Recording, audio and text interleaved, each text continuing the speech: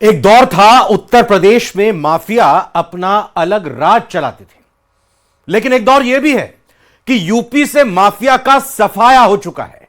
कैसे माफिया के चंगुल में जकड़ा उत्तर प्रदेश माफिया मुक्त हो गया है, कैसे एक संकल्प ने उत्तर प्रदेश में क्राइम के खिलाफ कानून की एक ऐसी आंधी चलाई कि जुर्म के बरगद बन चुके बड़े बड़े माफिया एक ही झटके में उखड़ गए।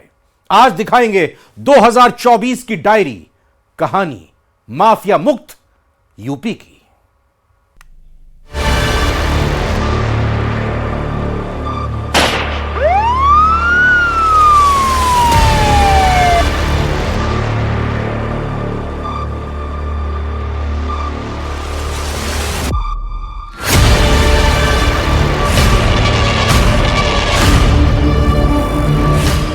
मुंबई साल 1997।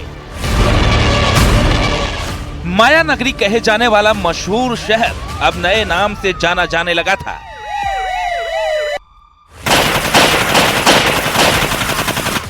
हालांकि बंबई को मुंबई बने 2 साल हो गए थे, लेकिन इस शहर की तासीर अभी तक वैसी ही थी। सड़कों पर गैंगवॉर, एक्सटॉर्शन, तस्करी, भाईगिरी। ये शहर अभी भी क्राइम के उस मकड़जाल में पूरी तरह से जकड़ा था, जिसे पिछले 30 साल में धीरे धीरे करके अलग अलग डॉन्स ने बुना था। हाजी मस्तान, करीम लाला, वरद राजन जैसे बड़े मगरमच्छ तो इस जाल को बुनने के जिम्मेदार थे ही। इसके बाद दाऊद इब्राहिम से लेकर छोटा राजन, अरुण गवली समेत कई डॉन पूरे मुंबई पर अपना राज चलाने लगे थे। लेकिन फिर कुछ ऐसा हुआ जिसने मुंबई की काया पलट कर दी।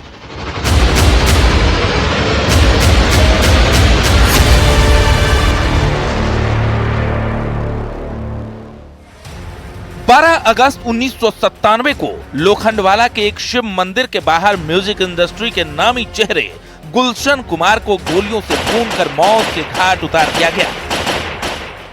इस मर्डर ने न सिर्फ पूरी फिल्म इंडस्ट्री बल्कि पूरे मुंबई में भूचाल ला दिया। साफ था कि ये अंडरवर्ल्ड का काम है, तो सफाई शुरू हो गई। 2 साल के अंदर ही मुंबई में ऐसा ताबड़तोड़ और ऑर्गेनाइज्ड पुलिस एक्शन हुआ कि अंडरवर्ल्ड के पैर उखड़ने शुरू हो गए। ताबड़तोड़ एनकाउंटर, सेंट्रल एजेंसियों के साथ मिलकर आर्थिक अपराधों पर शिकंजा और एक एक कर डॉन्स के गैंग का सफाया। कुछ ही साल के अंदर मुंबई साफ हो गया। जो कुछ 90 के दशक में मुंबई में हुआ, वैसा ही कुछ 2017 के बाद उत्तर प्रदेश में दिखा।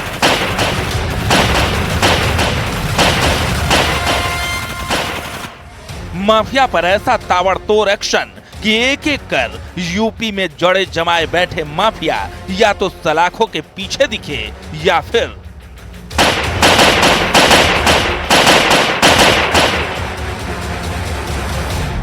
हम लोगों ने पिछले एक साल में लगभग 65,000 ऐसे कन्विक्शन कराए हैं, और जिसमें से करीब 48 लाइफ मृत्युदंड भी हैं और 5,000 से अधिक लाइफ कन्विक्शंस हैं।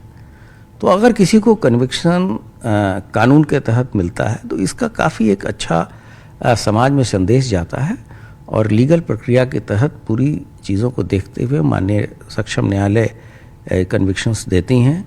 आपने देखा होगा कि ऐसे माफिया जो 30 साल 40 साल से कन्विक्शन जिनको नहीं हो रहा था किसी कारणों से, तो हमने वैसे विटनेसेस को भी प्रोटेक्ट किया, और उसके बाद से हमने उसकी गवाही कराई, पुलिस वालों की भी गवाही कराई।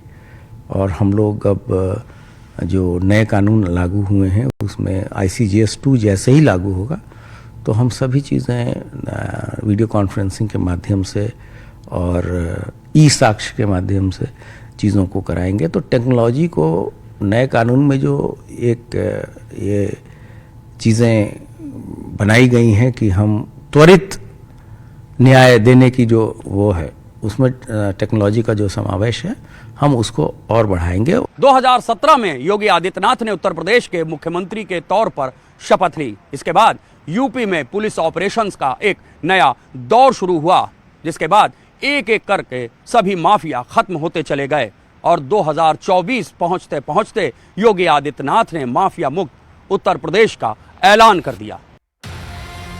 आखिर कैसे महज 7 साल के अंदर एक एक कर उत्तर प्रदेश के टॉप 10 माफिया का सफाया हो गया? आखिर वो क्या रणनीति थी जिसने यूपी में फैले माफिया के मकड़जाल को उधेड़ कर फेंक दिया? माफिया अपराधी हो गए, सुरक्षा खुशहाली रोजगार का अब बना है प्रतीक। आखिर वो कौन सा संकल्प था जिसकी वजह से योगी आदित्यनाथ ने उत्तर प्रदेश को क्राइम फ्री करने का बीड़ा उठाया भी और पूरा भी किया? कड़ी दर कड़ी आपको दिखाएंगे।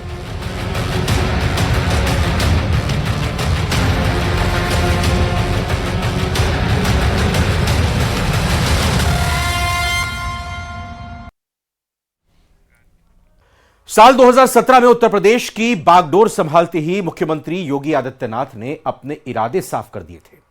माफिया किसी सूरत में बर्दाश्त नहीं किए जाएंगे, क्लियर कर दिया था उन्होंने। जीरो टॉलरेंस की नीति, प्रभावी कानूनी कार्रवाई और ताबड़तोड़ एक्शन, एक एक करके उत्तर प्रदेश से बड़े माफिया को साफ कर दिया गया। आखिर कैसे सीएम योगी ने अपराध के खिलाफ इस जंग की रणनीति तैयार की और कैसे यूपी से योगी ने साफ किया माफिया राज, इस रिपोर्ट में देखिए।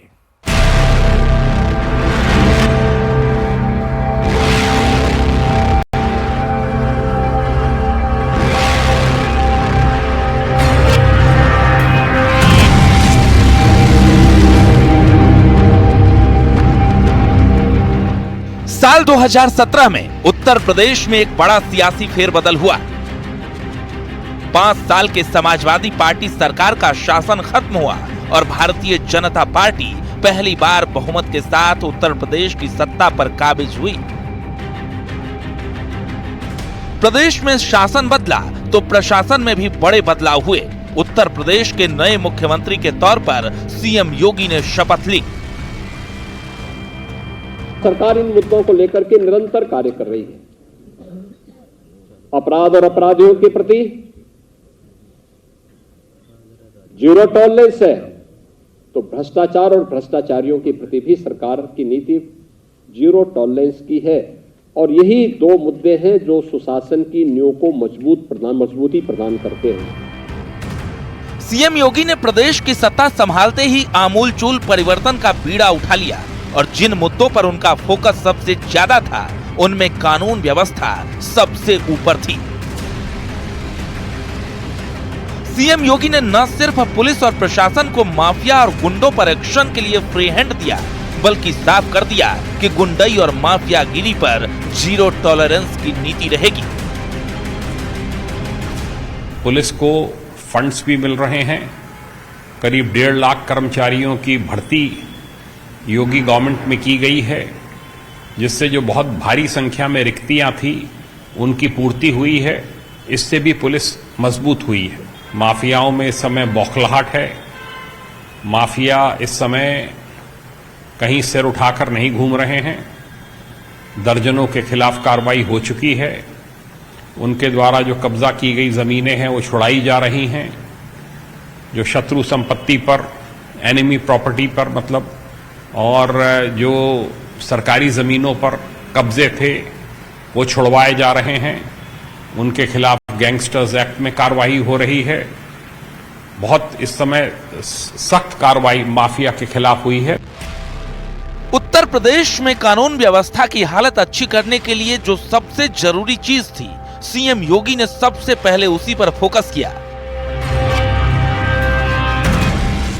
सीएम योगी ने न सिर्फ उत्तर प्रदेश पुलिस को मजबूत करना शुरू किया, बल्कि तकनीक के लिहाज से भी बड़े बदलाव किए गए।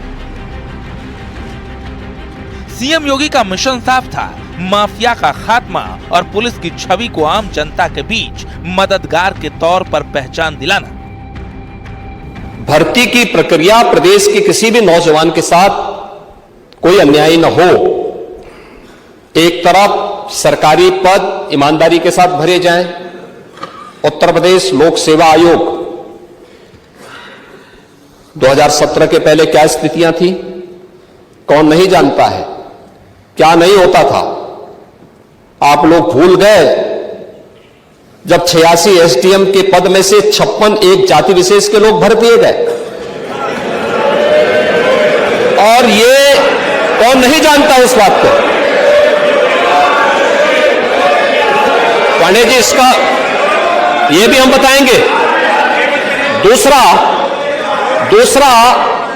वही प्रयागराज है, वही प्रयागराज है जिस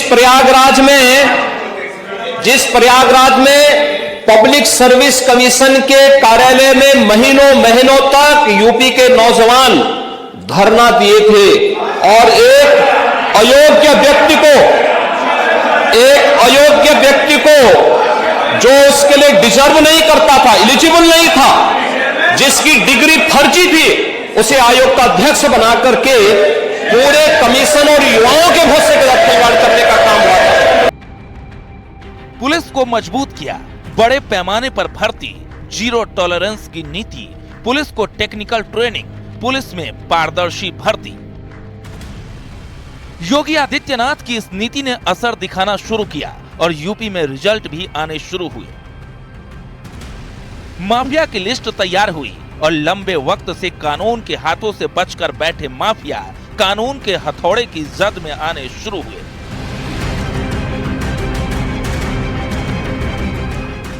सबसे पहले एक्शन हुआ मुख्तार अंसारी पर।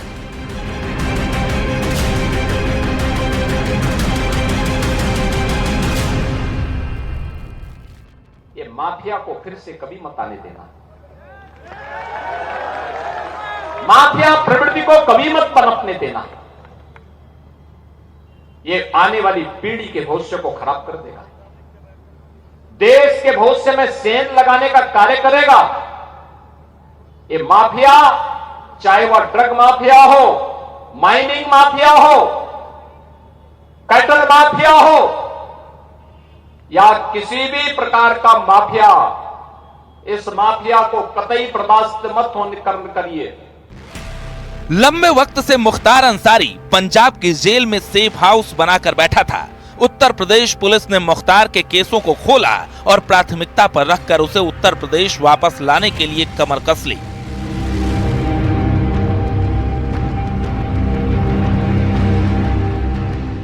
कानूनी लड़ाई सुप्रीम कोर्ट तक चली और आखिरकार मुख्तार अंसारी को यूपी वापस लाया गया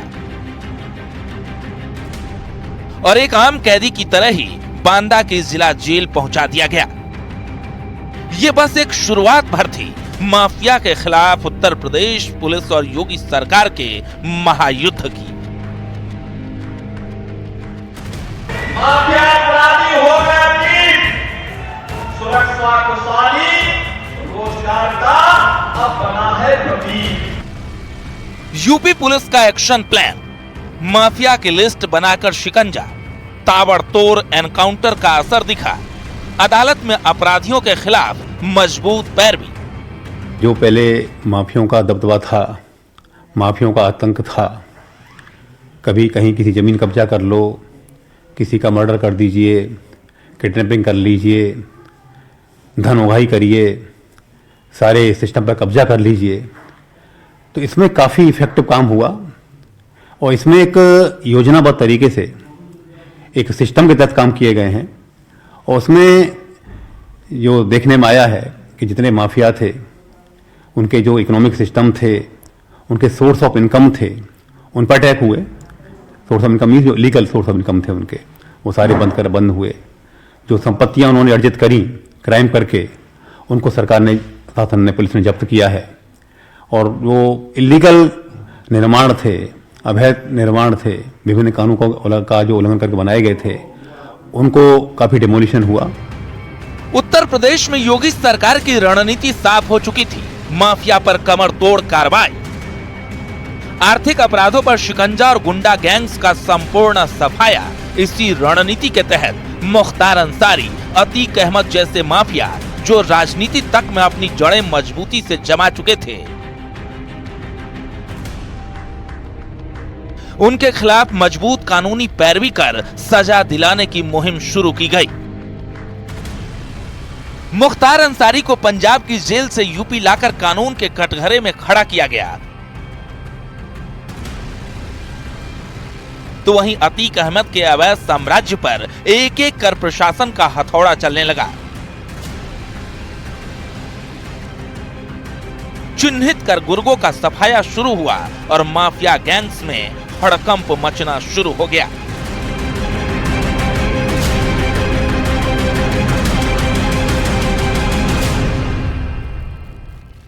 इस दौरान अदालतों में मजबूत पैरवी के जरिए माफियाओं को सजा दिलाने के मामलों में बड़ा इजाफा हुआ और माफिया के जो गैंग्स थे उन पर शिकंजा मजबूती से कसता चला गया। यही नहीं, अपराध और अवैध कारोबार से जुटाई गई संपत्तियां गिराई गईं या फिर गैंगस्टर एक्ट के तहत उनको जब्त भी किया गया। हालांकि इस दौरान इन कार्रवाइयों के चलते उत्तर प्रदेश पुलिस के सामने भी कई चुनौतियां आईं, लेकिन माफियाओं के खिलाफ जारी कार्रवाई में किसी भी तरह से कोई रुकावट नहीं होने पाई। उत्तर प्रदेश में न सिर्फ माफिया को मुंह तोड़ जवाब दिया गया, बल्कि प्रभावी कानूनी पैरवी के जरिए सजा भी दिलाई गई। जो माफिया दशकों तक खौफ की वजह बने रहे, एक एक करके उनके गैंग की कमर तोड़ी गई। विकास दुबे से लेकर अतीक अहमद, मुख्तार अंसारी, संजीव जीवा, अनिल दुजाना, फेहरिस्त काफी लंबी है। यूपी में माफिया पर कितने बड़े पैमाने पर यह कार्रवाई की गई है, इसका अंदाजा इसी बात से लगाया जा सकता है कि 7 साल के अंदर माफिया की 4000 करोड़ रुपए से ज्यादा की संपत्ति जब्त कर ली गई।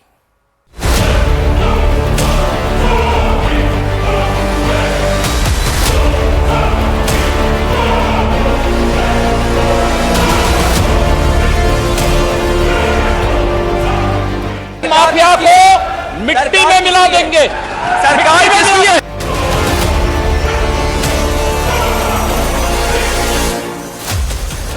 योगी के संकल्प को पूरा करने के लिए उत्तर प्रदेश पुलिस बीड़ा उठा चुकी थी और एक एक कर माफिया पर एक्शन शुरू हो गया।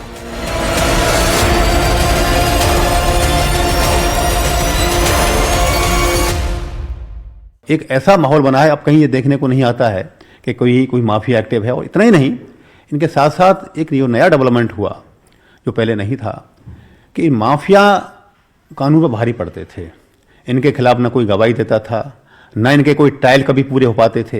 अब हम देख रहे हैं, आप सब लोग आजकल पेपर हम सब पढ़ के देखते हैं कि आए दिन विभिन्न माफियाओं के केसों में जजमेंट आ रहे हैं, इनके कन्विक्शंस हो रहे हैं, लोगों में एक डर का माहौल खत्म हुआ है, लोग जाके इनके खिलाफ गवाही दे रहे हैं। तो जब ऐसा माहौल बनता है तो फिर कोई माफिया एक्टिव नहीं हो पाता है। तो ये जो ओवरऑल पॉलिसी जो काम हुआ है और ये सारे जो विभागों ने मिलकर काम इस पर किया है और इनका तो इस पर बहुत अच्छा सफलता मिली है और इसमें कहीं भी कोई माफिया गतिविधि कोई देखने को नहीं मिलती है। तो ये बहुत अच्छी इस पर काम हुआ है। मुख्तार अंसारी, पंजाब जेल से लाकर मुख्तार अंसारी को बांदा जेल में रखा गया था। जिन केसों में मुख्तार अंसारी आरोपी था उनमें मजबूत पैरवी की गई और एक एक कर मुख्तार गैंग के गुर्गों को भी सलाखों के पीछे भेजा जाने लगा। मुख्तार अंसारी पर 65 आपराधिक मामले दर्ज थे, जिनमें महज 1.5 साल के अंदर उसे 7 में सजा भी हुई। यूपी पुलिस की प्रभावी कार्रवाई का ही यह असर था कि कई दशक तक अपराध की जड़ें जमाकर बैठा माफिया खुद को कमजोर महसूस करने लगा था। मुख्तार अंसारी के करीब 300 गुर्गों पर 160 से ज्यादा मुकदमे दर्ज किए गए। उसका अवैध आर्थिक साम्राज्य भी यूपी पुलिस ने एजेंसियों के साथ मिलकर उखाड़ फेंका। आखिरकार इस सब के बीच मुख्तार अंसारी की लंबी बीमारी के बाद जेल में मौत हो गई। इसे लेकर भी उत्तर प्रदेश में जमकर सियासत हुई, लेकिन योगी सरकार अपने प्रण से बिल्कुल नहीं डिगी। आज उत्तर प्रदेश में भयमुक्त वातावरण देने में सफलता प्राप्त हुई है। उत्तर प्रदेश की कानून व्यवस्था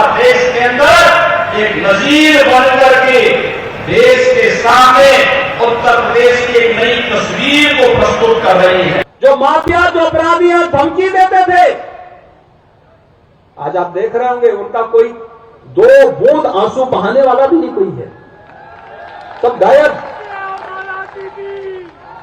मैं इसलिए आगे नहीं बोल रहा हूं कहीं हो ना जाए फिर कुछ और। इसलिए भाइयों बहनों, मैं आप सबसे आह्वान करने के लिए आया हूं। अब यूपी में कोई माफिया रंगदारी नहीं वसूल कर सकता। अतीक अहमद। प्रयागराज में उमेश पाल मर्डर के बाद उत्तर प्रदेश के सबसे बड़े माफिया में से एक अतीक अहमद की उल्टी गिनती शुरू हो गई। इस हत्याकांड में शामिल अतीक और उसके भाई अशरफ पर पुलिस ने शिकंजा कस दिया। अतीक को गुजरात की साबरमती जेल से रिमांड पर यूपी लाया गया। रिमांड में यूपी एसआईटी पूछताछ कर रही थी। नियम के मुताबिक हर रोज दोनों का मेडिकल भी होता था। 15 अप्रैल 2023 की रात भी मेडिकल कराने के लिए पुलिस की टीम दोनों को लेकर अस्पताल पहुंची थी। यहां पहले से मौजूद मीडिया कर्मियों ने उन्हें घेर लिया। अतीक और अशरफ मीडिया के सवालों का जवाब दे रहे थे। इस बीच मीडिया कर्मी बनकर पहुंचे 3 हमलावरों ने दोनों पर ताबड़तोड़ हमला कर दिया। एक के बाद एक कई राउंड फायरिंग की और दोनों को मौत के घाट उतार दिया गया। दोनों माफिया भाई गैंग वॉर की भेंट चढ़ गए। तो वहीं उमेश पाल मर्डर के बाकी आरोपियों को चुन चुन कर कानून के शिकंजे में लाया गया।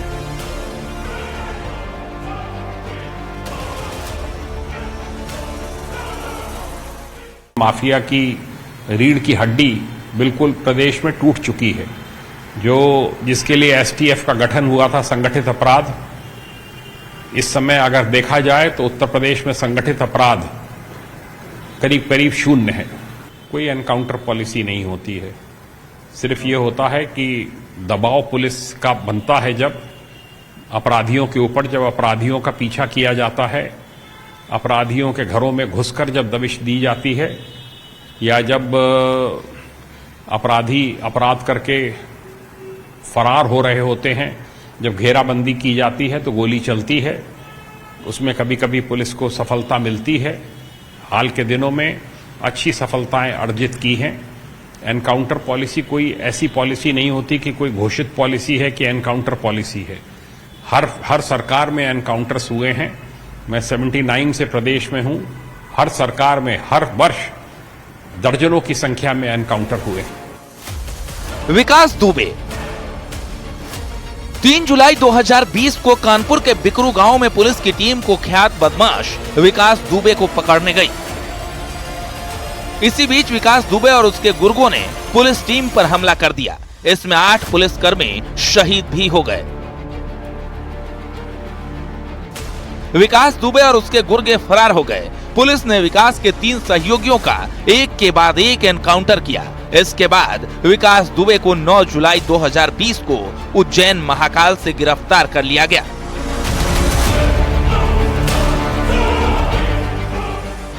यूपी की पुलिस उसे वापस कानपुर ला रही थी। इसी बीच गाड़ी पलट गई। पुलिस के मुताबिक विकास दुबे ने पुलिसकर्मी का बंदूक छीनकर भागने की कोशिश की।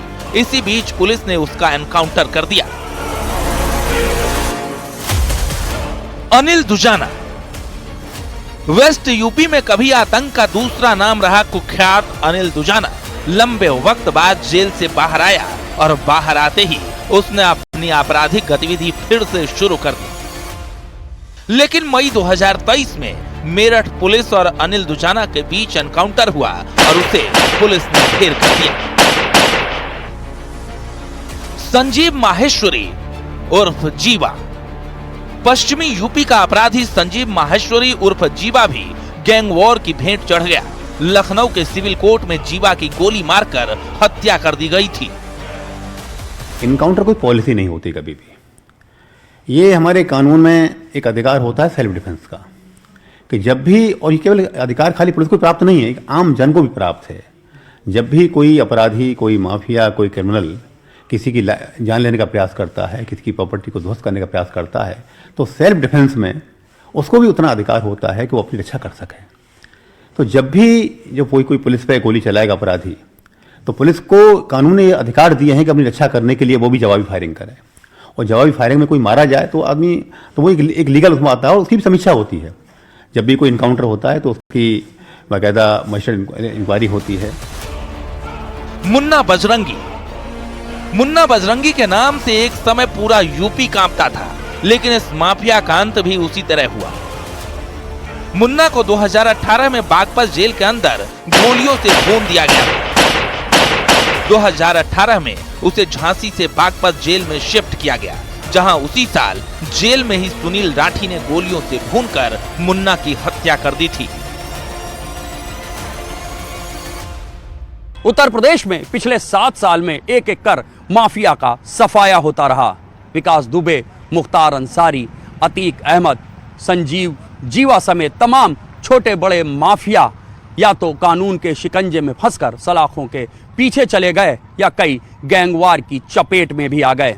हालांकि इसके अलावा उत्तर प्रदेश पुलिस की एनकाउंटर पॉलिसी का भी असर दिखा।